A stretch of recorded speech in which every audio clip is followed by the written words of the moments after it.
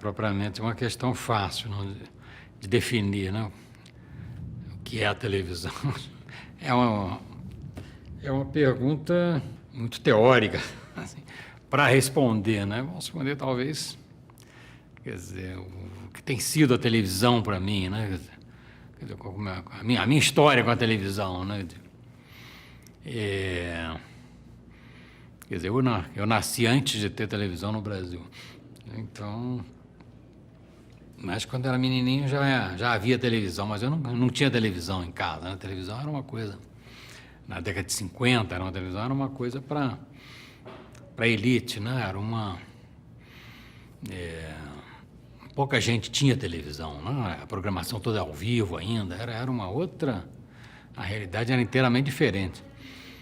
E, eventualmente, eu via televisão na casa de outras pessoas, né? No vizinho, algum parente. E aquela televisão, né? Que era muito interessante, né? O teleteatro, ao vivo, era realmente muito interessante. E o impacto sobre a sociedade era relativamente pequeno naquele momento.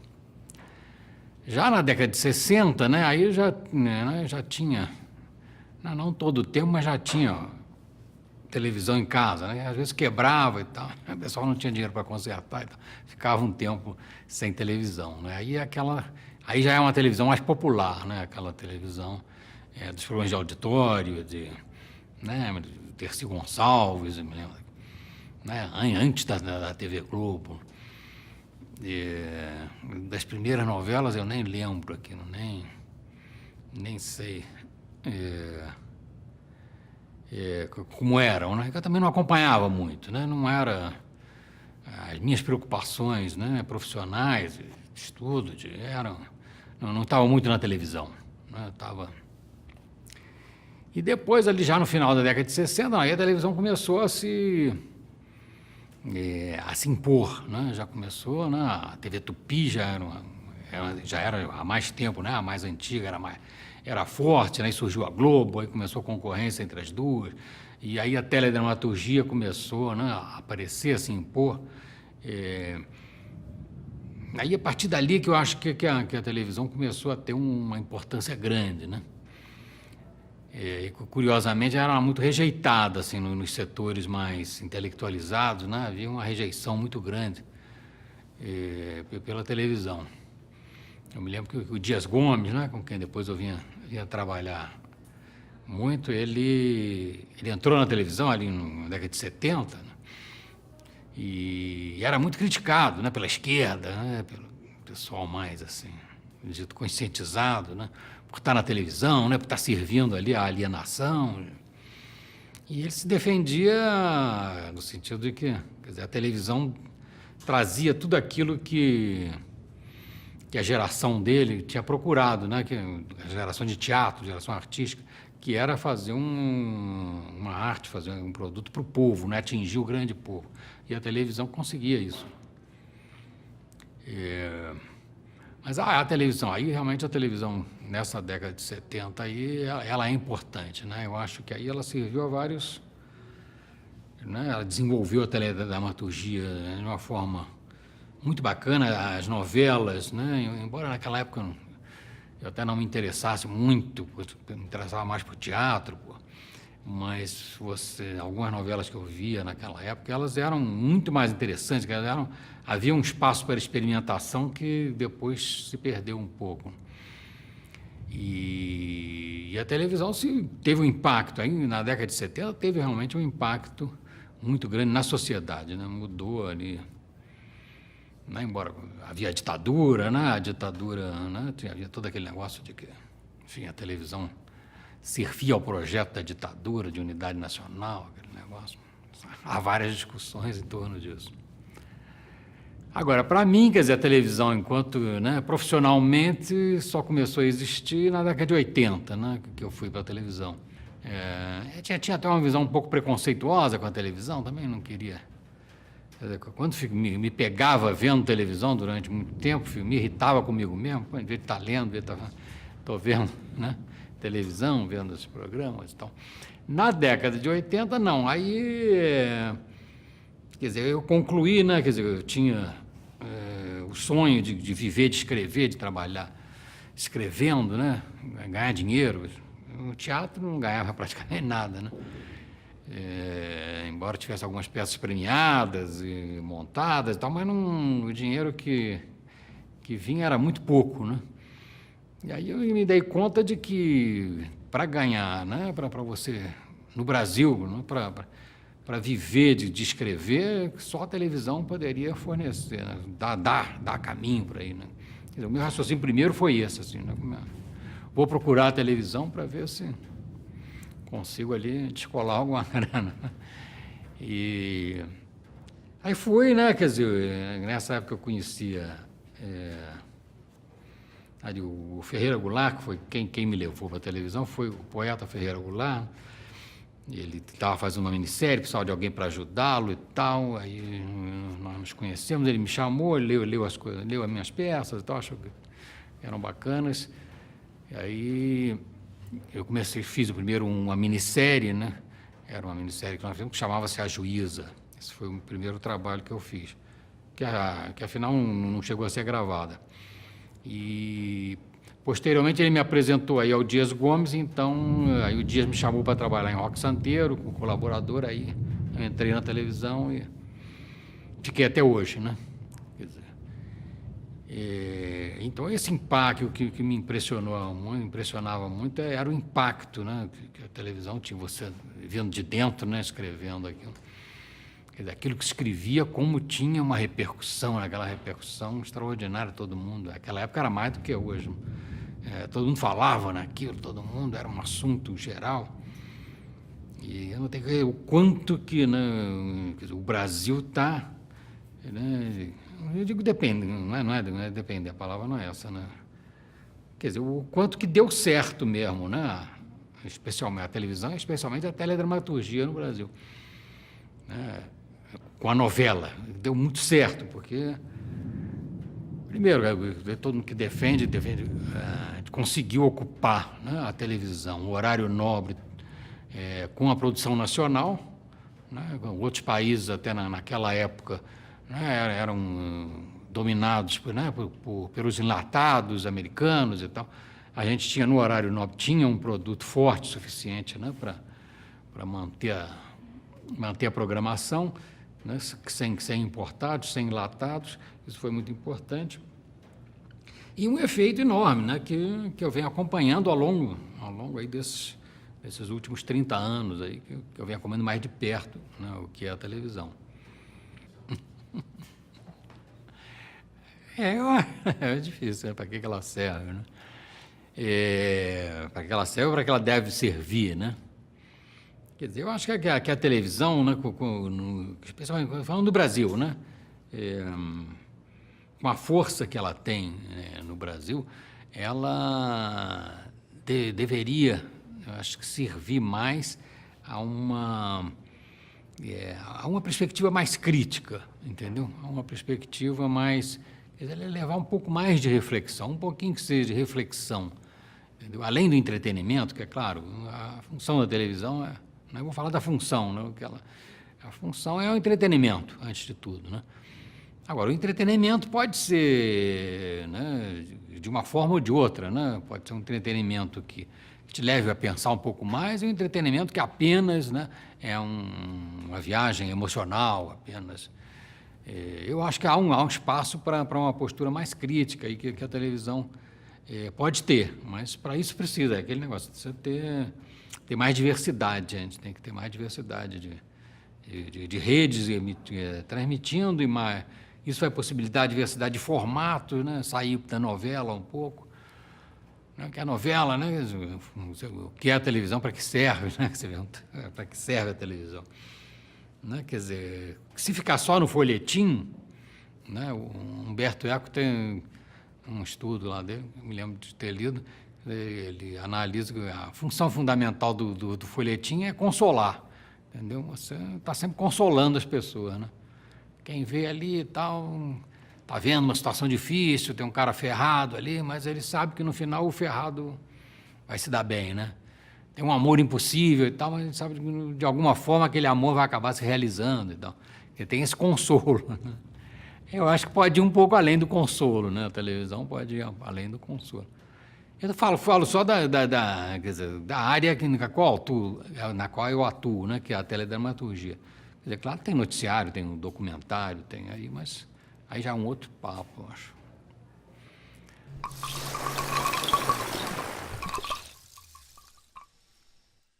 No Brasil, eu acho que, quer dizer, embora tenha esse aspecto positivo, altamente positivo, né? Que foi aí o fortalecimento, né, a estratégia da TV Globo, né, como que ela conseguiu, né, se impor e conseguir ganhar um mercado, isso é muito importante, mas ao mesmo tempo criou também, quer dizer, tem um lado que eu vejo como negativo, que foi, quer dizer, um certo monopólio, né, quer dizer, um domínio muito forte, né, de uma só emissora, uma só voz.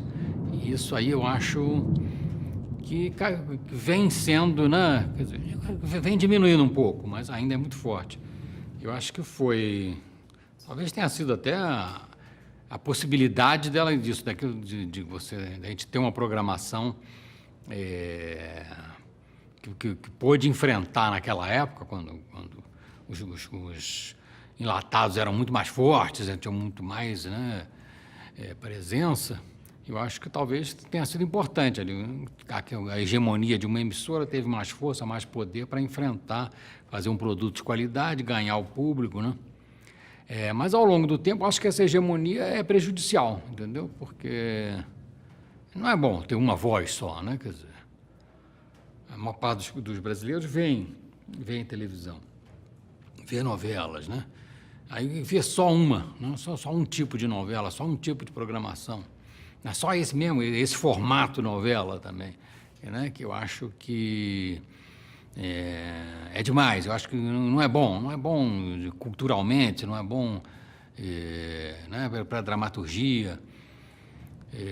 No Brasil, eu acho que, né, eu não conheço a televisão mundial assim, mas eu acho que dificilmente tem um outro país onde, quer dizer, o horário nobre da emissora hegemônica é todo ocupado com novelas, né? Todo era horário nobre, né? De 5 da tarde às 11, às vezes até meia-noite, né? Tem novelas às 11 horas. Então, a diversificação é necessária, né? A diversificação. Houve algumas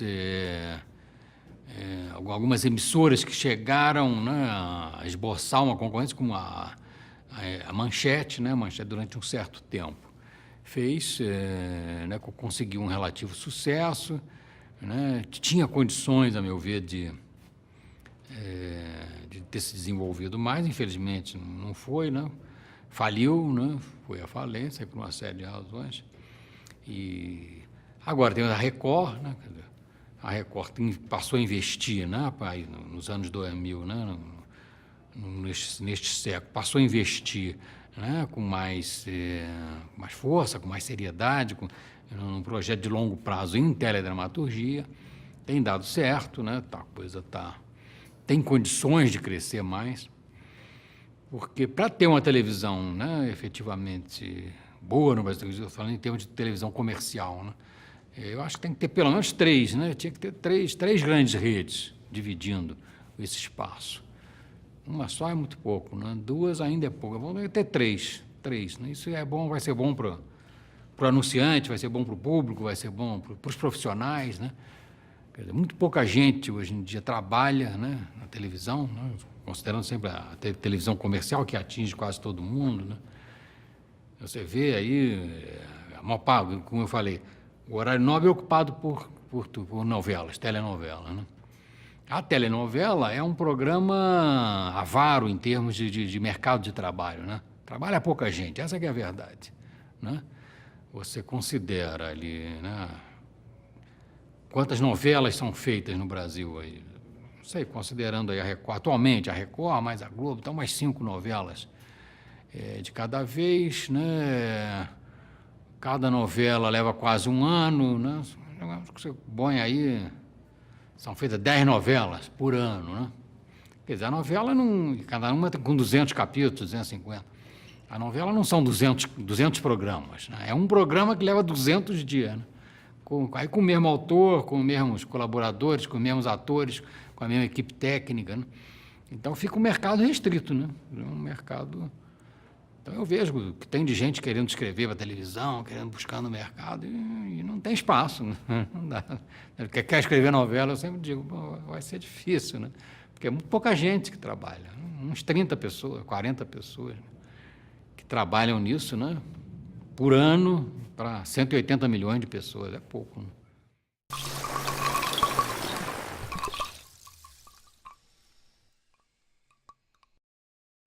Eu acho, quer dizer, para mim foi muito bom, entendeu? Eu já estava ali há muito tempo na Globo e tal, né?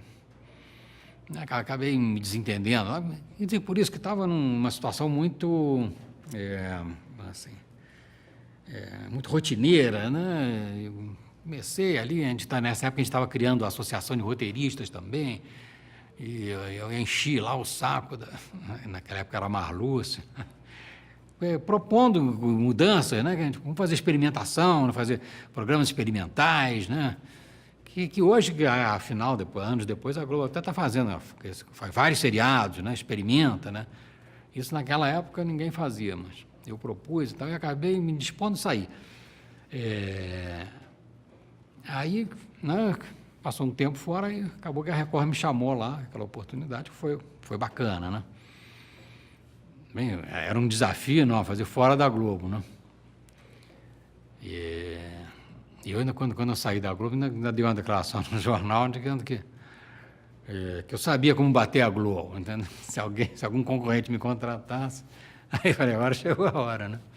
Mas a primeira novela que eu fiz, né, era uma novela de época, já estava lá, já estava estruturado, o pessoal, né?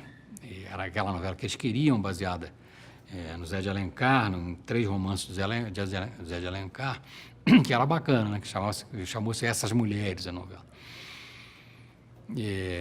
Foi uma novela foi muito bem feita, coisas que acontecem bem, né? A gente conseguiu fazer um texto bacana e a novela, né, tinha um visual muito bonito, ela foi muito bem. Agora, tem aquele negócio, quer dizer, depois eu fiz Vidas Opostas, que aí, né? Aí consegui bater a Globo várias vezes. Aí fiz a minha predição lá. Mas, quer dizer, é muito difícil você escrever fora da Globo, da hegemonia da Globo, é uma coisa muito concreta, para quem está lá, né, é muito concreto. Por exemplo, porque não é só a televisão, é toda a mídia, entendeu? Eu contei isso assim, várias vezes, faz uma novela. Para cada notícia da minha novela na Record, tem 20 notícias da Globo na mídia, de um modo geral, entendeu? É de 20 para 1, é uma proporção enorme. Então é muito difícil você escrever. Ao mesmo tempo dá mais liberdade, entendeu? Quer dizer, essas Vidas Opostas, né? Na Globo não faria, fiz na Record, foi legal. É muito difícil, né, crescer, né? É muito difícil ser descoberta. Muita gente nem... Né, públicos possíveis da novela que você está fazendo, gostariam daquela... Nem sabem, não tem o hábito de procurar, de ir ver outra novela em outro lugar. Então, isso aí é complicado, é realmente complicado. E, quer dizer, para você fazer uma concorrência, né, é compreensível isso, para fazer concorrência a uma novela, a um gênero tão estabelecido como está no Brasil, que é a novela da TV Globo, se fazer concorrência isso, com outro formato, não dá certo, não consegue, entendeu? Se fizer programas unitários, né, programas bacanas e tal, né, mas que é um programa que termina naquele dia, ou uma série que termina, né, um por semana e tal. Isso batendo com a novela, acaba, não dá certo. Porque a novela tem esse processo de conquista diária, todo dia do espectador, né, o negócio da programação ali, horizontal, né? Quer dizer, você vê hoje para ver amanhã, o espectador fica ali habituado àquilo e dificilmente sai, entendeu? Então, você faz mesmo um programa bacana do outro lado, entendeu? Na outra emissora, mas que aquele programa dura uma semana só, o pessoal pode até acompanhar durante aquela semana, mas na semana seguinte volta para a novela, entendeu? Não tem... Porque a novela, né, ela vai passando, e como ela é muito falada, tem esse domínio da mídia toda, mesmo que você não veja, você ouve falar e tal, vai incorporando, né? A novela, ela tem essa coisa fantástica para os empresários, que ela tem essa curva, né? Quer dizer, ela, no começo ela é muito cara, né? Mas com o tempo o custo vai baixando, né? E o faturamento é baixo no começo e vai subindo, entendeu? E depois que cruza esse negócio aí, é uma maravilha. Por isso que as novelas são tão grandes, entendeu? Porque no final você já tem um público cativo, a novela já está toda paga, entendeu? Já está tudo contratado, está tudo certinho ali, é só dinheiro entrando, com cada vez mais público que vai se interessando e quer ver o final. Mas para não perder o fio, né? Voltando para fazer a concorrência, né? A concorrência, quer dizer, tem que ser novela também, entendeu? Se você não combate uma novela com outro tipo de programação, não vinga. Você bota uma novela contra qualquer outra coisa, pelo menos no Brasil, tal como está estabelecido, uma novela, especialmente uma novela da Globo. Com um outro programa, esse outro programa vai perder. Mesmo que ele seja bacana no início e tal, a novela vai superar. A novela, no dia a dia, ela vai subindo, ela vai indo, e ela conquista. Então tem que bater com uma novela, né? Então tem essas dificuldades todas. Não é fácil fazer concorrência, não. Há um poder tão estabelecido, né? Uma hegemonia tão bem estabelecida. Não é simplesmente um produto contra o outro. Esse aqui, eu vou ver esse aqui que ele é melhor que o outro. Não é. Tem muita coisa em volta disso, né? Tem todo esse hábito, tem toda essa máquina já montada que torna difícil crescer. Né? Aquele negócio embaixo de uma árvore muito grande, né? Não cresce grama, né? É complicado. Entendeu? Não, possibilita, não, é muito bom. Para mim é ótimo. Para mim a Record tem sido muito bom, porque, né, tem feito várias coisas, né? Já fiz 3 novelas lá, 2 seriados, né? Então, para estrear agora. Né? São, né? Abriu caminho, a novela Vidas Opostas abriu caminho, assim, mostrou que podia, que você pode botar favelado, né? Na telenovela, que dá certo, né? A Globo, depois disso, passou a botar, de vez em quando tem lá. Não é mais aquele tabu de não ter personagem favelado. Né? O seriado que eu fiz, A Lei e o Crime, né? Que foi muito bem também, quer dizer, abriu o caminho para o policial, né? Para a gente fazer seriado policial. A Globo depois veio, né? Fazendo força-tarefa, entendeu? Quer dizer, abre caminhos, né? Quer dizer, é bom, entendeu? É bom. Dá para ver a riqueza que pode ter concorrência, né? Ter mais de uma voz, né? Eu acho que isso aí, acho que a principal lição é essa, quer dizer, olha, como começa a ficar mais interessante, né, o jogo, né? Como pode ser mais rico, né? E se crescer, né? Se essa concorrência crescer, se tiver mais uma, se tiver 3 seria o ideal. Aí eu acho que a dramaturgia vai crescer muito, o mercado de trabalho para todo mundo, né? Vai crescer muito, né? Para autores, para atores, para diretores. Fora isso, o mercado de trabalho melhorou muito, né? Quer dizer, pessoas, né? Os salários melhoraram, porque começa a ter disputa, né? Você tem uma alternativa, né? Quando eu saí na Globo não tinha alternativa, né? Tinha só o SBT que fazia novela mexicana, não tinha. Depois se a Record aí já é uma alternativa, né? Não só para os autores, mas para os atores também, para técnicos, diretores, todo mundo. Vamos torcer para que isso aí cresça, né? Eu acho que essa que é a lição principal, né?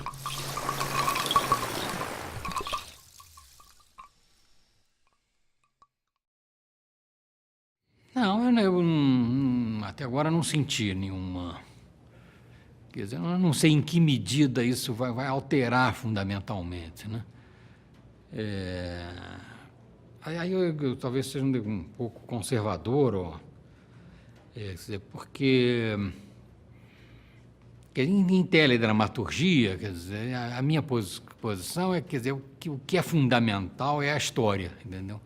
É o conteúdo, é aquilo que você está contando, entendeu? a transmissão não precisa ser tão aperfeiçoada. Se você tiver uma boa história, um bom produto, o espectador embarca, entendeu? E você tanto escrevendo para uma televisão quanto a digital, quer dizer, do ponto de vista de quem escreve novelas, telenovelas, na verdade, quer dizer, apressa, mas não altera fundamentalmente aquilo que você faz. Porque, quer dizer, a telenovela é um produto que interage, né? Tal como é feita no Brasil a telenovela, né? Ou seja, ela é feita ao mesmo tempo que é exibida, né? A gente vai escrevendo os capítulos, né? Começa a escrever, lá pelo capítulo 30 já está gravado, já vai ao ar e continua se escrevendo como se fosse quase ao vivo, né? Você tá vendo no ar aquilo e está escrevendo a continuidade, né? Esse tipo de teledramaturgia, né? Quer dizer, impõe uma interação muito grande, porque o espectador, mesmo sem internet, mesmo ele interage, né? Quem escreve sente muito isso. Não só você sente aquilo como espectador e percebe o que está indo bem, como é que está indo a novela, como todo mundo, né, que assiste a novela fala com você, né? Um parente, a pessoa que trabalha na sua casa, amigos e tal. Essa interação sempre foi muito grande, né? Os jornais comentam, né? Quer dizer, comentam isso ao mesmo tempo que a coisa está sendo feita, né? Você lê uma crítica ali hoje, né? Então o capítulo que você vai escrever hoje muitas vezes já é influenciado por aquela crítica feita dos capítulos já apresentados. Quer dizer, essa interação sempre foi muito forte e a telenovela vive em grande parte disso. Com a internet, com essa interação mais rápida, isso aí às vezes é mais imediato, né? Quer dizer, hoje você acaba de escrever, de apresentar um capítulo no ar, né? Tem lá aqueles blogs, tem blog da novela, e tem 1000 opiniões, né? Pessoas discutindo, se quiser acompanhar aquilo, pode, né? Tem muito, as próprias emissoras criam sites, né? Da novela, que absorve a opinião das pessoas. Então, essa influência é muito mais rápida e imediata. Agora, para quem escreve, quer dizer, o que eu disse que não altera muito, pelo seguinte, quer dizer, sendo um produto, né, um formato tão interativo, né, quer dizer, se você depende do público, depende da audiência, né, quer dizer, uma novela depende da audiência, ela não é um negócio que você escreve um filme, uma peça de teatro, né? E aí apresenta, mesmo que as pessoas não gostem, vem até o fim, né? A telenovela não, você começa, se as pessoas não gostarem, elas abandonam o programa no meio, né? Largam aquilo, né? Deixa de assistir. E isso que não pode, né? Porque aquilo é programado para durar 6 meses, 8 meses. Tem que segurar o público ao longo desses 6 meses. E as pessoas têm que estar gostando, né? Tem que estar pelo menos interessado o suficiente para acompanhar ao longo desse tempo. Então, quem escreve já faz uma programação, né? Sempre fez, né? Quer dizer, você planeja, eu vou conduzir a história assim, assim, assim e tal, aqui eu vou fazer isso e tal, contando com determinadas reações do público, né? Contando que o público vai embarcar naquilo que você está planejando, né? Quando dá certo, vai tudo bem, é isso.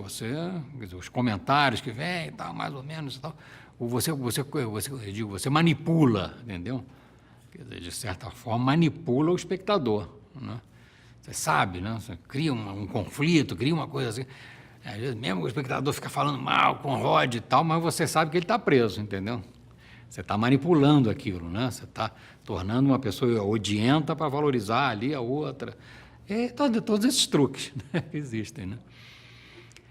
Quando isso funciona, você vai muito bem, não precisa de interação, não precisa de internet, não precisa de nada, porque o público está respondendo diretamente. Quando você erra, né, e não dá certo, né, e o espectador reage, né, começa a desligar, a audiência cai e tal, aí é que precisa realmente, aí que você vai ter que ouvir, aí vai ter que... aí vai ser muito necessário e pode te ajudar ouvir o que o espectador está dizendo, né? Não gosta de fulano, simpatiza, né? Atinge, de alguma forma, agredir os valores do espectador médio, não sei. Aí você vai sentir. Aí essa reação tão imediata, essa interação, pode ajudar muito. Entendeu? Então, quer dizer, à medida que muda, não muda essencialmente, né?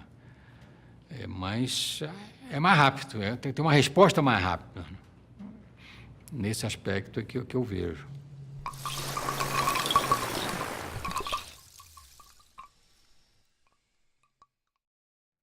Ela a televisão comercial quer dizer, não é propriamente refém do Ibope. Se a televisão é refém do Ibope, não colocaria bem assim, né? Quer dizer, a televisão comercial vive dos seus anúncios, né? Vive dos anúncios.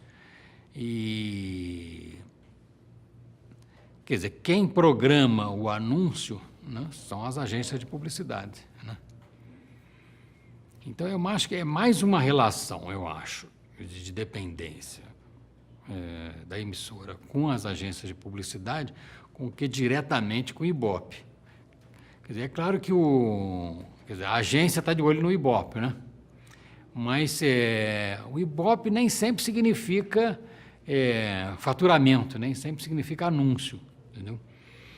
Há certo tipo de programas que às vezes tem um Ibope muito alto, mas que não tem anunciante. Quer dizer, o anunciante não quer associar a imagem dele a determinados programas de baixarias, de coisas assim, né?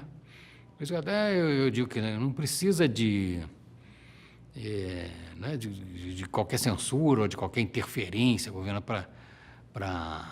na televisão, porque o público tem essa relação com o público. Você faz uma baixaria, um programa de baixaria, as pessoas reclamam, mas esses programas de baixaria não têm vida longa, por causa disso, porque eles não conseguem anunciante, né?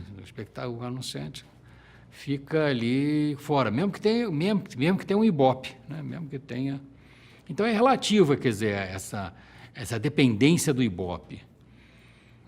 Agora, em termos genéricos, se um programa não tiver audiência, e ele, de alguma forma, pelo menos um tipo de programa está fadado a sair do ar. Por exemplo, novelas, né? Vamos pegar assim, o caso assim, que é o mais consagrado, que é o da TV Globo, né? Eu trabalhei muito tempo na TV Globo, quase 20 anos, conheço lá bem como é que a Globo funciona. Quer dizer, a maior parte do faturamento da TV Globo vem das novelas, especialmente a novela das 9. Isso é 70% do faturamento, né? Nesse ponto aí, quer dizer, o Ibope é essencial, né? Tem que ter um Ibope alto, tem que ter mais do que as outras emissoras têm. Né? Faz ali, capricha, faz a coisa da melhor forma possível, vai buscar o Ibope de qualquer forma. Aí é uma dependência total. Mas nem sempre mas em outros horários, quer dizer, por exemplo, depois do horário das novelas, né? Minisséries, são programas onde o que é buscado é mais o prestígio, né? Ser uma programação de prestígio do que o Ibope. O Ibope é fraco, mas é um programa que dá prestígio para a emissora, né? Traz comentários, traz críticas boas, entendeu? Como as pessoas comentam aquilo, mesmo que sejam poucas, mas geralmente essas poucas são mais formadoras de opinião, são pessoas com mais, né? com mais atingem mais gente. Então aí não está jogando para o Ibope, né? Está jogando para ter um prestígio. Isso num quadro, né, que a gente tem uma emissora hegemônica e outras que estão tentando né, a Record, a SBT, tentando se firmar aí, mas a hegemonia permanece. Neste quadro aí, o Ibope funciona mais ou menos assim. Quer dizer, para as emissoras que estão disputando ali, que estão tentando chegar, a relação, o Ibope é mais essencial, entendeu? É mais essencial.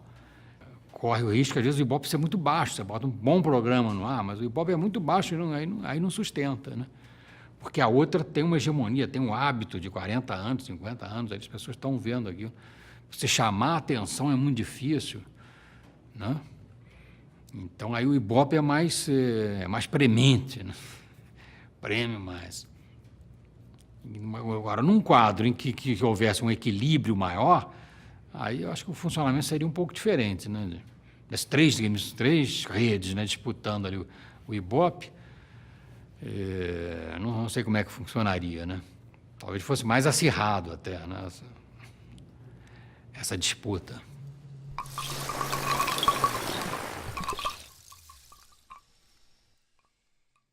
Não, eu acho que a expressão artística pode... se você tem um gênero, né, vamos dizer, como uma telenovela, né? A telenovela ela tem os seus, digamos, os seus princípios, né? A telenovela, tal como é feita no Brasil, essa que é feita quase ao vivo, né? Que é feita ali com essa interação, porque ela é um gênero, né, estabelecido, né? Que tem as suas leis, entendeu? Eu acho que você pode aí fazer novelas melhores e piores dentro desse esquema. Pode fazer novelas que atinjam um nível artístico, né?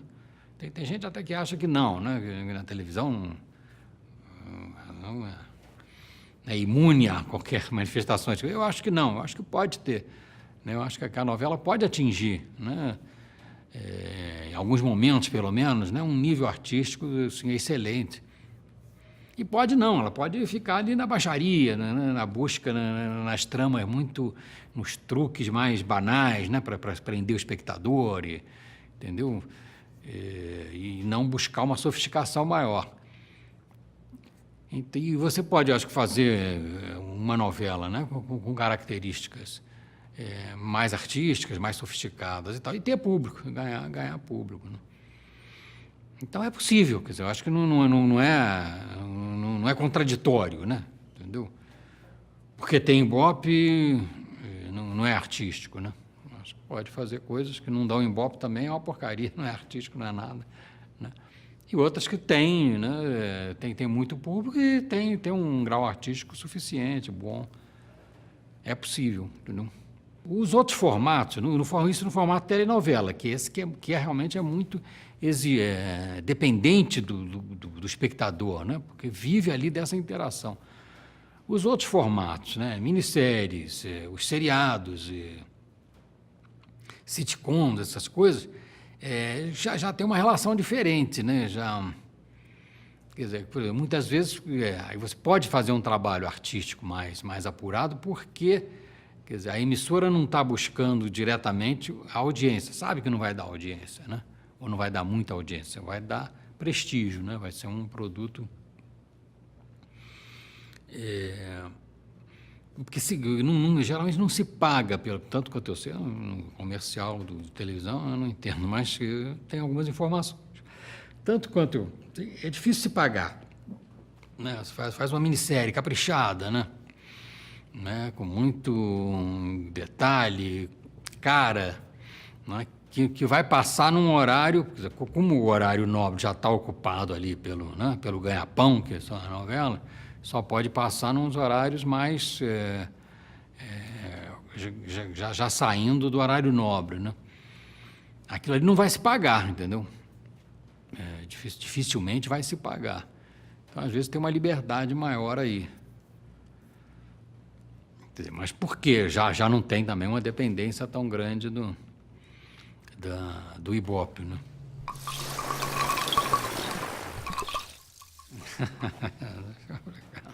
O canal do meu sonho, né?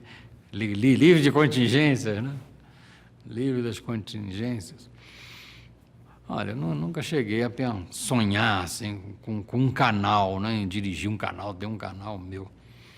Mas eu acho que, quer dizer, o que a televisão pode ter mais, em termos assim, até mais concretos, assim, isso, que são mais formatos, entendeu? Que eu acho que a pobreza da nossa televisão brasileira é ter poucos formatos, né? A gente tem poucos formatos. A margem de experimentação é pequena. Eu acho que se eu tivesse a televisão que eu imagino, ela teria mais experimentação, entendeu? Teria mais experimentação, mesmo considerando, quer dizer, sem pensar numa televisão sem público, né? Pensando isso, uma televisão com público, entendeu? Mas mesmo assim, eu acho que haveria espaço para mais experimentação, entendeu? Há espaço. Fazer formatos, fazer mais séries, mais sitcoms, mais minisséries, entendeu? Mas com infinidade de programas que podem ser produzidos, às vezes com baixo custo, que podem, que eu acho que podem ganhar público, entendeu? Talvez não, quer dizer, não no hegemônico, a gente na televisão comercial brasileira está sempre raciocinando nesses termos onde há uma hegemonia implantada, entendeu? Isso aí, então pensa sempre, né, em 50 pontos, em 40 pontos, né, 10 pontos é pouco, 7 pontos é pouco, é muita gente, né? Por onde que eu iria? Né? Pode experimentar, quando abre muito assim o campo, né? Em arte fica difícil, né? A gente geralmente se perde, né? Pode abrir muito bom, né? Quem trabalha assim, em televisão está tão acostumado a ter os limites, né? Que o limite faz parte do teu raciocínio. Mas eu acho que assim, o que há, por exemplo, falta na televisão brasileira, né? Uma coisa não tem na televisão, nem na aberta, nem na fechada, nem na pública. Faltam programas de debate. Não tem debate de ideias, né? A gente tem muito pouco isso, né? Onde mais vê mais debate é futebol. Futebol tem uns...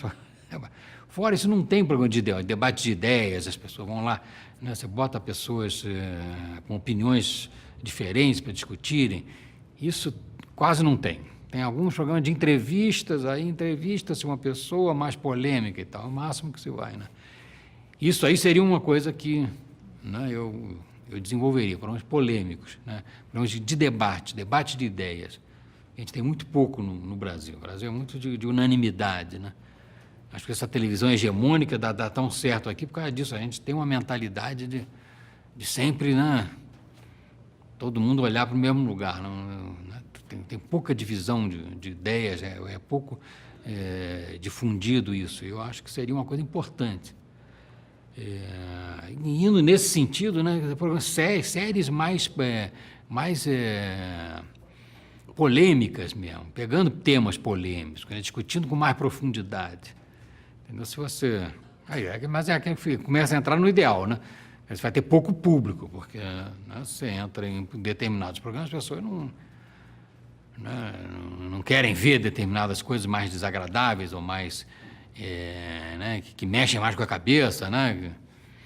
Está todo mundo acostumado com ser consolado, né? De repente começa a botar um som de programas, né? Que no final você está mais perturbado que no começo. Mas eu acho que eu iria por aí, entendeu? Eu faria isso, né? Se tivesse assim, um ano para viver, né? Um dinheiro para viver, para fazer um ano daquele programação, eu faria. Depois ia à falência, pronto. Mas pelo menos ficava a experiência, né? Mas eu acho que o que falta, essa coisa que falta a discussão, falta a polêmica, faltam as visões diferentes, entendeu? E o Brasil não é um país, né? Há tanta diversidade aí, mas isso na televisão não se reflete, a diversidade é quase nenhuma, né? Então, acho que é por aí, não sei.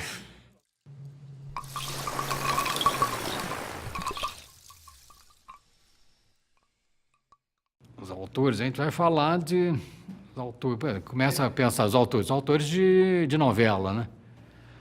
São os que a gente não tem, né? Estou até pensando aqui, né?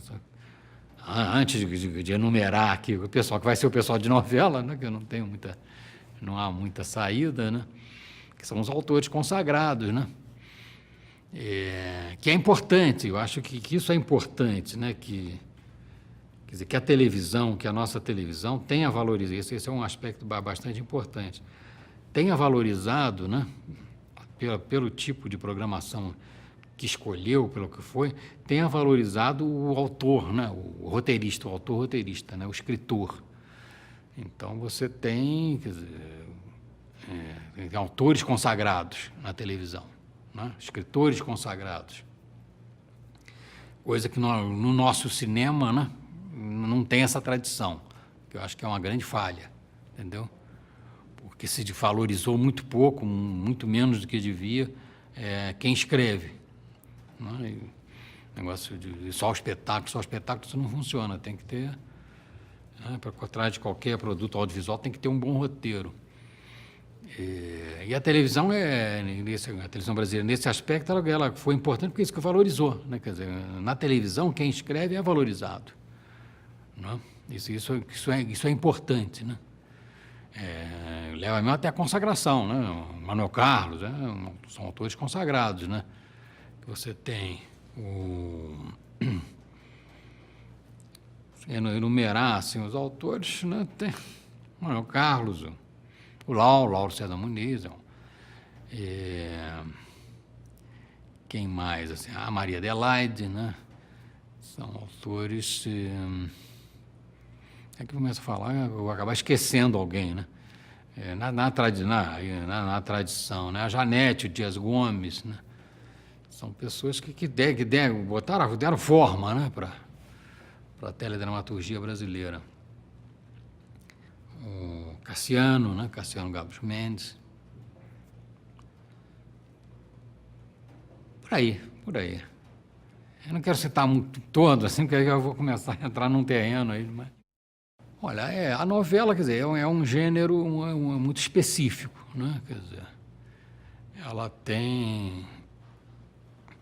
Quer dizer, específico no sentido que tem toda uma tradição, né? Desde o folhetim do século XIX, a gente tem essa tradição. Escrever o folhetim, você tem que...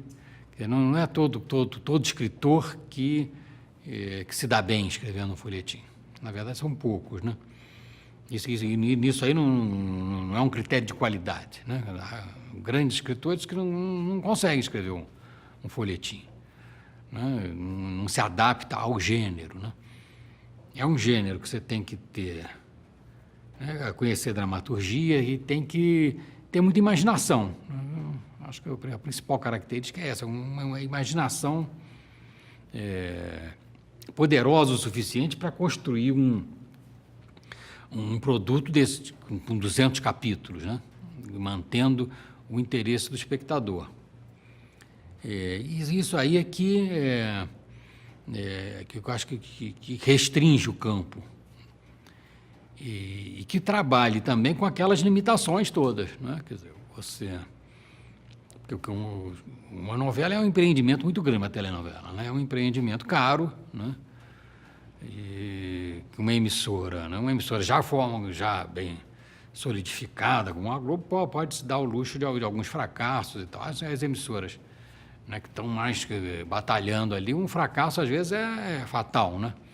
Porque é um investimento ali de 50, 70 milhões de reais, entendeu? Bota ali, aquilo não dá certo, é ruim, né? Então você tem que... Isso gera, quer dizer, um conservadorismo, né, de apostar sempre nas mesmas pessoas, porque a emissora não quer arriscar muito. Porque você bota uma pessoa, né, inexperiente, ela pode, né, chegar no capítulo 30 ali, se perder e tal, entendeu? Você tem que ter uma segurança de que aquela história que foi planejada, né, que implica em todo o investimento inicial, né, em cenários, em contratação de atores, né, tudo aquilo, né, você vai ter que manter aquela história durante 8 meses ali com aqueles elementos, né? Não dá para... Agora eu vou construir outro cenário, vou mudar a história, não, tem que ser aquela história com aquelas pessoas, né, que vão se desenvolvendo. Isso aí também é um conhecimento técnico, é um coisa muito específico, e que restringe, né? Restringe poucas pessoas. Quer dizer, dessas poucas pessoas, algumas, né, você conhecem o público, e você, fora isso, tem que conhecer o público, né? Você tem que, aquilo que eu falei, né, há pouco, né, você faz um planejamento de quais vão ser as reações do público, né? Como você vai segurar o público ao longo dos 200 capítulos. Eu vou fazer uma história assim, assim, assim, daqui eu vou dar uma virada, né? Esse amor que está aqui vai se desfazer, vai acontecer aquilo, vai ter um crime e tal, né? Esse personagem vai ser um personagem antipático, esse aqui vai conquistar o público. Né? Você tem essas apostas todas, tem que funcionar. Né? E alguns autores conseguem isso, né? Conseguem fazer. Né? Fazer ali uma história que capta, né? Que pega o público. Né? E aí, no que faz isso, as empresas, né?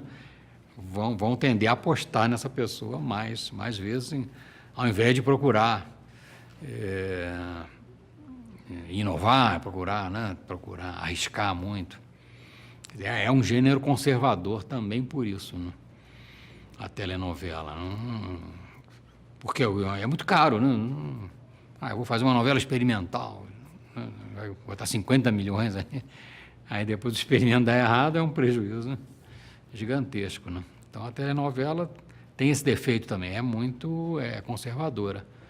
Aí tende também, para você segurar o público, você tende também, quer dizer, pelo menos a tendência inicial é você se prender a determinados valores mais consagrados no público, entendeu?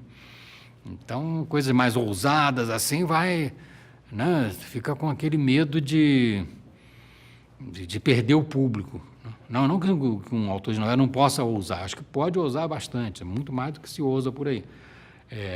Mas há esse medo, tanto de quem escreve como da empresa, principalmente. Né? Não, isso aí o público vai fugir e tal. É a história do raio do beijo gay, né?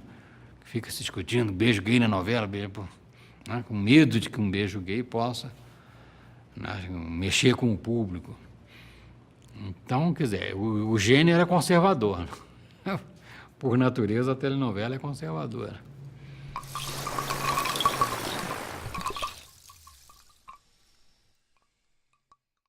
Como eu disse, eu vinha, né, ao longo da década de 70, né, comecei a escrever para teatro, né? Eu tenho formação em letras, né? Me formei em letras, e aí depois, durante um tempo ali, na década de 70, eu escrevi, eu fiz crítica de teatro e tal, então, né, acompanhei muito ali o movimento teatral durante um certo tempo, e aí, a partir dali que eu resolvi começar a escrever para teatro. Então, eu escrevia várias peças, né? Estudei bastante teatro, não conhecia a dramaturgia, né? Digamos assim, a base da dramaturgia, né? Que está no teatro, né? A base da dramaturgia está no teatro. E quando resolvi ir para a televisão, e a primeira vez que eu peguei, né? Comecei a ler livros, né? Alguma literatura sobre roteiro, como fazer roteiros e tal. Não é nada, né, tão diferente assim, né? É a dramaturgia ali adequada àquela circunstância. Na verdade, eu não tive dificuldade, entendeu? A primeira vez que comecei a escrever um roteiro, não tive dificuldade, assim. Foi relativamente fácil de eu fazer o roteiro, né? Era a minissérie, né? A Juíza lá que eu fazia com o Goulart e tal. Foi fácil, não tive dificuldade, entendeu? Eu tinha já um bom diálogo, né? Tinha a noção da dramaturgia, né? Como armar a cena, né? Como desenvolver a cena. Tinha isso bastante claro. O aprendizado mais foi a questão do programa em série, né? E isso aí que eu acho que foi o mais interessante, era como armar a coisa para lá, né? Ir puxando, né? O novelo, né? Mas aí puxando isso aí, né? Isso aí é que eu não tinha bem, né? Então, precisava fazer uma obra concisa, né? De repente, fazer uma obra que é prolixa, por natureza, né? Então, tem que ir desdobrando ali. Mas eu aprendi mais lendo mesmo, entendeu? A novela, né? Eu aprendi, assim, o contato mais direto foi com os primeiros 50 capítulos de Roque Santeiro, que o Dias tinha escrito na versão original, que foram proibidos, né? Então, aqueles 50 capítulos ali foram a base, né? Ler o texto, né? Então, eu aconselho quem quer escrever novela e tal, não deve ficar só olhando na televisão, deve pegar texto e ler, né? Quem escreve, né? O teu meio é aquele ali. Ali que eu aprendi mais, entendeu? E no convívio ali com o Dias, especialmente, né? Que já era um mestre naquilo. Aí aprender esses truques da televisão, né? Truques de como segurar a ação, como, né? Os ganchos né? de um capítulo para o outro, como segurar isso. É mais que isso, né? A novela é mais que isso. Ela também tem assim, vários, né, truques para você segurar ao longo de, né, 200 capítulos e tal, né? Como desdobrar, né? Como você... determinados conflitos, né, que você está acostumado com o teatro ou com outro gênero, a tendência é resolver o conflito, né? Botar o conflito e pá, resolver, né? E num gênero desse, não, você tem que esticar, né? Tem que buscar ali todo o fôlego que aquele conflito pode dar e já escolher conflitos que, né, permitam durar 80 capítulos, né? Não é todo conflito, né, que se presta a durar tanto tempo, né? A poder ter tantos desdobramentos. Foi assim que eu aprendi, não teve um certo autodidatismo aí, né, ali fazendo, né, como um artesão medieval ali, né? Tá ali do lado de quem faz, você vai aprendendo, né? Foi mais ou menos assim.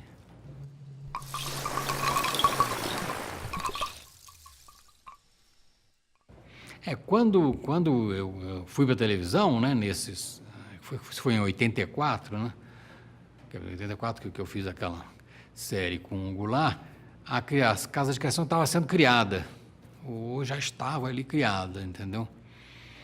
E era dirigida pelo Dias Gomes, quer dizer, então a dramaturgia ali passava por ali, passava pela Casa de Criação. Foi uma experiência muito interessante, entendeu? Eu propriamente não participei, quer dizer, não era funcionário da Casa de Criação, né? Eu era ligado ali às tarefas, né? Quer dizer, a novela Roque Santeiro, né? Era uma novela independente da Casa de Criação, né? Mas a Casa de Criação examinava projetos, entendeu? Ali o primeiro projeto meu mesmo, que eu apresentei na Globo, que era uma minissérie de 5 capítulos, né, baseada no Rei Lear, Shakespeare e tal, foi aprovado ali, foi gravado. Infelizmente, os diretores destruíram aquilo, era um programa que chamava-se Teletema, que ia de tarde, né? Ficou muito ruim, não? Foi muito destruído. Mas a Casa de Criação era muito interessante, porque tinha um grupo de pessoas ali, né? O Dias, dirigido pelo Dias, o Goulart trabalhava lá também, tinha o Doc Comparato, o Flávio Campos, a Ângela Carneiro, tinha um Sérgio Marques, tinha um pessoal bacana lá.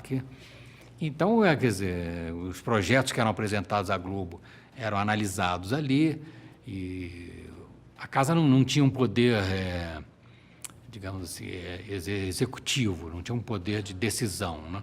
Ela dava um parecer e ia lá para a direção executiva mesmo, que aí era o Daniel Filho, a Bônia, aquele pessoal lá, entendeu? Mas mesmo assim a Casa de Criação gerava ali uma ciumeira ali na Globo, né? Pelo que eu estava chegando ali, eu percebia uma ciumeira miserável, né? Quer dizer, o pessoal, outros setores temiam perder poder com aquilo, né? Quer dizer, que é o poder, né? Quer dizer, o poder, na verdade, ali na televisão, no The Globo, onde é que está o poder, né? O poder está ali no texto escrito, entendeu? Nos roteiros das novelas, está ali que está o poder, né? É dali que vem, né? O resto se organiza em torno daquilo, né? Sem um papel, sem um capítulo inscrito ali, fica o resto todo mundo batendo cabeça, né? Então, isso aí gerava muita ciumeira e tal, e acabaram derrubando Dias, acabou a Casa de Criação.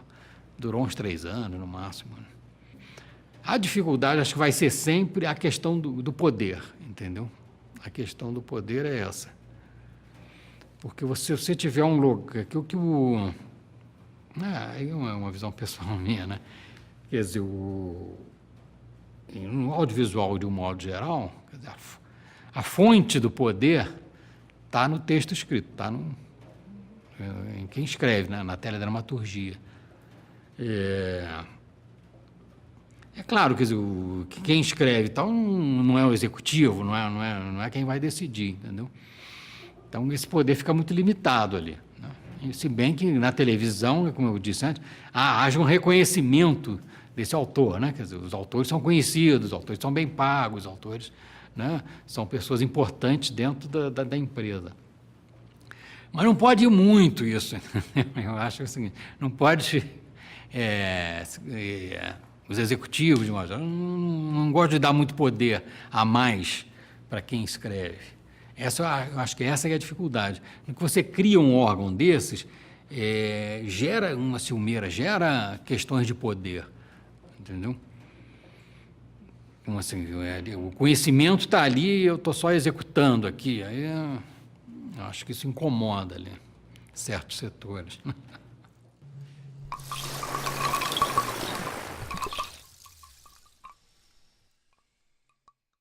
De um modo geral, né? Quer dizer, o autor tem, digamos, participação em tudo, né? Quer dizer, tudo começa com uma sinopse, né? Que o autor, né, escreve, que contém a história que vai ser contada e contém as indicações cênicas todas fundamentais para que aquilo aconteça. Não só o perfil dos personagens todos, né, que vai definir aí a contratação do elenco, como todos os cenários também estão ali descritos, né, mais ou menos detalhadamente, mas estão todos ali, as locações que vão ser usadas.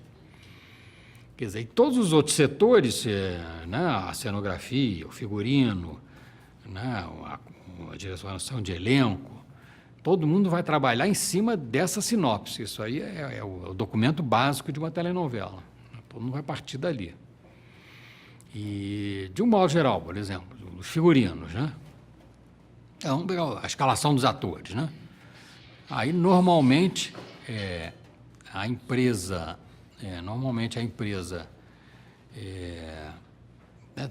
tem uma direção de elenco e tal, a empresa, né, tem o seu elenco contratado já, né? Então, eles pegam aqueles perfis apresentados pelo autor e faz algumas sugestões, né? Muitos autores já indicam, pelo menos os principais, né? Já escreve, às vezes até pensando, não, esse papel é para fulano, cicrano, né? Aquele outro. Mas não, nem isso é tudo, são todos os personagens. E outros autores, como eu, por exemplo, eu não penso assim diretamente, vai ser para esse, né? O personagem está na imaginação. Depois vou ver quem se adequa melhor para aquilo. Mas, enfim, o departamento de elenco, né, apresenta ali, a gente tem que encontrar nessa faixa etária, pode fazer bem isso aí e tudo mais, já está contratado, tem fulano e tudo mais. E, fora isso, tem no mercado, que não está contratado por outras emissoras, tem cicrano e tal, entendeu? Aí já tem uma reunião, o diretor da novela, o representante da empresa, né, e o autor, aí há uma discussão ali, até se chegar a um acordo sobre cada personagem, entendeu? Tem que discutir, né? Também não pode ser impositivo, né? Eu quero tal ator, mas aquele tal ator já brigou com o diretor, também vai impor aquilo, vai criar um problema, né? Ou o diretor quer impor alguém também que o autor não gosta, né? Vai ser uma bobagem, que aí você para de escrever para aquele cara de some. Então tem que ter um acordo, né? Uma vez a empresa tem interesse em promover determinado ator, né, que está contratado, aí batalha para que o ator tenha um papel legal. Ao mesmo tempo, a mesma coisa o figurino também, né? Tem a figurinista, faz lá, a partir da descrição dos personagens, ela cria, né, desenhos ali do figurino. Isso é apresentado também, aí tem uma discussão, né? Tem uma aprovação do autor, entendeu? Os cenários também dessa forma. Então, essa influência é muito grande, né? De início ali. Agora, no que começam as gravações mesmo, né?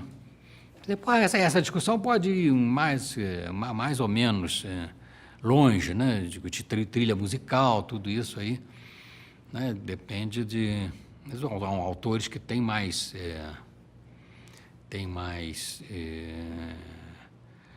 gostam mais de música, por exemplo, olha, o Gilberto Braga, por exemplo, né? Que até eu esqueci de citar aí como um dos grandes autores, mas citam agora. Eu sei que ele gosta muito da trilha musical, quer dizer, ele mesmo já apresenta muitas sugestões, entendeu? Outros não, outros deixam lá para a direção musical trabalhar naquilo. Mas quando começam as gravações, né, quer dizer, o autor, quem escreve não participa daquilo, né? Nem tem tempo, nem dá, está escrevendo e tal. Aí a coisa vai, claro que né, são apresentadas, né, algumas cenas já feitas, como é que foi, o primeiro capítulo, né, a gente vê junto, né, com o diretor. E aí, a partir daquele momento que vai para o ar mesmo, aí, quer dizer, é o que vai sendo escrito ali, indo, porque aí é uma correria permanente, entendeu?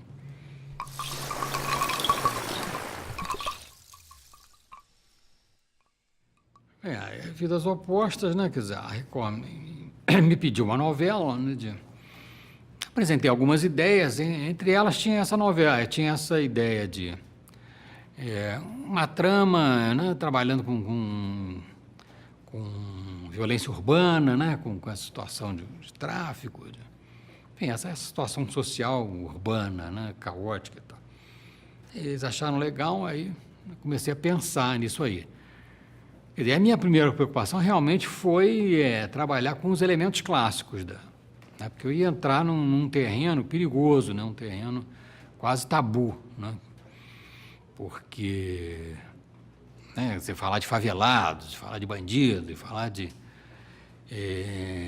um pessoal, quer dizer, excluído da sociedade em grande parte, né? Mais que excluído, né? Não consumidor, né, de bons produtos. Entendeu? Quer dizer, agências de publicidade vêm, isso aí, os anunciantes dificilmente vão querer ver o seu produto, né, associado a favelados, entendeu? Isso aí é problemático mesmo, é uma questão social. Inclusive, a direção da Record, né, quando eu apresentei a sinopse, né, já elaborada, me questionou sobre isso. Não, mas isso aí... Quer dizer, a gente já teve um programa assim, mas quer dizer, até tinha audiência, mas não tinha nenhum anunciante, ninguém queria saber. E era um programa lá de traficantes, mas era só aquilo, né? Eu falei, não, a novela que eu vou fazer não é assim, vai ter esse universo aí, mas vai ter um universo oposto também, né? Porque a novela tem toda quer dizer, se constrói em cima de uma expectativa, né? Aquele negócio do consolo lá do Eco, né? Quer dizer, tem que ter esses elementos do sonho, né? As pessoas não pode deixar isso, né? Tem que ter o romantismo, tem que ter o sonho, senão não constrói, senão não segura. É aquele negócio. Você pode ter uma história ali muito emocionante, muito violenta, tiro e tal, isso aí não vai segurar. Vai durar 10 capítulos, acaba, entendeu? O que segura é um sonho, isso. As tramas segura. Aí vem aquele negócio que eu falei agora há pouco, né? Dos conflitos, né? Quais são os conflitos? Você tem que saber trabalhar os conflitos que sustentem 200 capítulos, né? Esses conflitos são, em geral, os conflitos clássicos. Não dá para fugir muito deles, né? Romeu e Julieta, entendeu? Esse tipo de... Né? Romeu e Julieta sempre vai dar certo, né? E o direito é infinitamente feito aí em todas as obras de dramaturgia, né? De cinema, de teatro, mas é um conflito clássico. Então, a primeira ideia que eu tive, eu vou opor aqui o mundo dos favelados, o mundo dos excluídos, ao mundo dos incluídos, dos ricos, dos que estão bem e tudo mais. Quer dizer, o que vai unir isso aí, né? Me pareceu que nada melhor do que o Romeu e Julieta, né? Romeu de um lado, a Julieta de outro, né? E trabalhar com esse conflito. Esse seria um conflito poderoso sempre, né? E ali acho que encaixaria muito bem. Quer dizer, a dificuldade era para construir uma coisa verossímil, né? Que você tinha que construir, personagens verossímeis também, né? Não tinha que ser um milionário se apaixonar por uma favelada, assim, é uma coisa meio difícil, né? Então eu construí um camarada ali um pouco fora, né? Excêntrico, era um rapaz que era um matemático, né? Estava há anos estudando na Inglaterra, então, né, voltava para o Brasil com uma cultura um pouco diferente na cabeça, entendeu? Né? Com certos ideais, que não preso ali a força da nossa cultura, assim, né? Excludente que tem, ele, né, vinha com alguma cabeça diferente, né, idealista ali, né, vivia lá no mundo da matemática e conhecia a mocinha, então, quer dizer, para tornar viável, quer dizer, esse cara compraria essa briga, né, a briga na qual ele se mete, né, quer dizer, o fato dela ser favelada não excluiria de imediato, ele toparia, né. Então, quer dizer, começou classicamente, né, o conflito clássico nesse universo, aí que é um conflito social, né?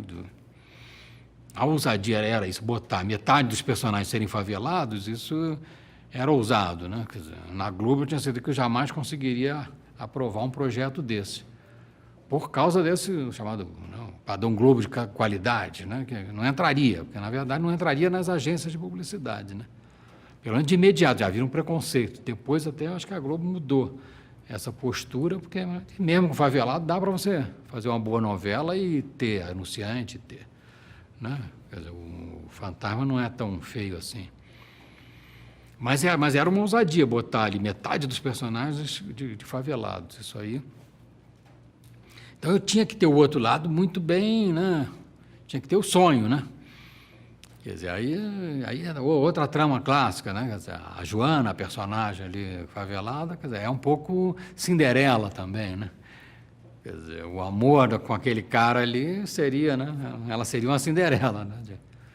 Dali passaria de um mundo para o outro, né? Quer dizer, o espectador embarca nessas coisas, né? O espectador vai por aí. Então, quer dizer, eu fui construindo com esses elementos mais clássicos, entendeu? Sem tentar, quer dizer, experimentar, criando conflitos não tradicionais, não experimentados, para sustentar a história, né? Me baseei também, aí, eu comecei a escrever, né? Eu falei, pô, eu preciso de alguma coisa, assim, logo de início, de mais impacto e tal, como é que eu vou armar essa história toda? E aí me lembrei de uma peça do Lope de Vega, né? Fuente Overruna, que é uma peça, né? O pessoal de esquerda, né? Ali nos velhos tempos, nos meus tempos de comunista e tal, assim, os críticos, né, consideravam assim, a primeira peça que tinha o povo, né? Quer dizer, o povo era protagonista, né? O povo é o protagonista da peça. Então eu falei, pô, essa pecinha aí, embora tenha 500 anos, ela tem um elemento legal, né? Que a história, só para lembrar o pessoal, ela é um senhor, né, que é mandado lá pelo rei, né, o Fernando e a Isabel naquela época, né? Ele vai lá para ser o nobre ali que manda num povoadozinho, que é Fuente Overruna, né? Aí tem uma moça lá que vai se casar e tal, e ele, né, resolve fazer valer ali o poder dele de ter a primeira noite e tudo mais, né? E aí, quer dizer, a moça não aceita aquele negócio e tal, eles reagem, né, ela e o marido, e o cara acaba sendo preso, né, o marido, né, o noivo é preso, e o cara insiste naquilo, e ela então mobiliza todo o povoado, né, ali agita o povoado todo, aí há uma revolta popular, matam o camarada, né, matam lá o nobre, né, entendeu? E quando vem, né, aí o rei manda, né, pô, matou lá um representante dele, né, uma coisa gravíssima e tal. Aí toda a comunidade ali, o povoado, se une, ninguém confia, ninguém diz quem matou o cara, e acaba ficando por isso mesmo. Entendeu? O rei tem que perdoar e deixar rolar. Quer dizer, esse episódio aí me serviu do início, né? Então, Vidas Opostas se constrói em cima também dessa trama clássica aí do Lope de Vega, né? Aí diferente, né? Quer dizer, é o traficante, né? Que resolve ali comer a menininha, né? Que já estava apaixonada pelo milionário lá e tudo mais. Aí sequestra o milionário, aí ela mobiliza toda a favela, tem uma revolta, aí mata um traficante, aproveita, junto vai um policial também que está ali negociando com ele. Isso aí constrói a base de toda a novela, né? Que vai se desenrolar em torno da investigação, né? Do que ocorreu nesse dia e tal, e a comunidade esconde, por aí. Então, quer dizer, a novela né, tem vários elementos clássicos, né? Eu acho que por isso que também funcionou bem, funcionou legal.